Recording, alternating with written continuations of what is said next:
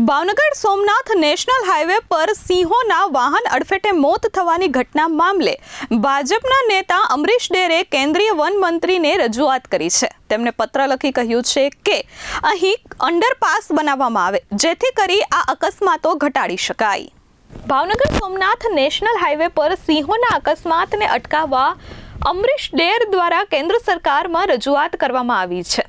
રાજુલાના પૂર્વ ધારાસભ્ય અને ભાજપના નેતા અમરીશ ડેર દ્વારા સિંહોના અકસ્માતને અટકાવવા માટે કેન્દ્રીય વન મંત્રીને પત્ર લખ્યો છે।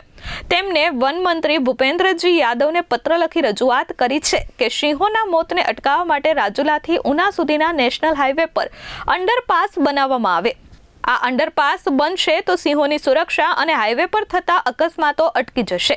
અન્ય રાજ્યોમાં વાઘને બચાવવા માટે નેશનલ હાઈવે અંડરપાસ અને અંડરબ્રિજ કરવામાં આવ્યા, તેવી રીતે ગુજરાતમાં પણ નેશનલ હાઈવે પર કોરિડોરમાં અંડરપાસ કરવાની માંગ કરવામાં આવી છે। અત્રે ઉલ્લેખનીય છે કે ભાવનગર સોમનાથ નેશનલ હાઈવે પર અવારનવાર વાહન અડફેટે સિંહોના મોત થાય છે। પહેલા 2 સિંહણ અને 1 દીપડીનું પણ મોત નિપજ્યું હતું। સિંહ જે છે મારું તમારી શાન છે, મારું તમારું ગૌરવ છે, મારું તમારું અભિમાન છે। સિંહની જાળવણી કરવી, સિંહનું સંવર્ધન કરવું, એમાં મદદ કરવી એ મારી તમારી ફરજ છે। એ સંદર્ભે ગુજરાતમાં જે સિંહોની સંખ્યા ખૂબ વધી છે।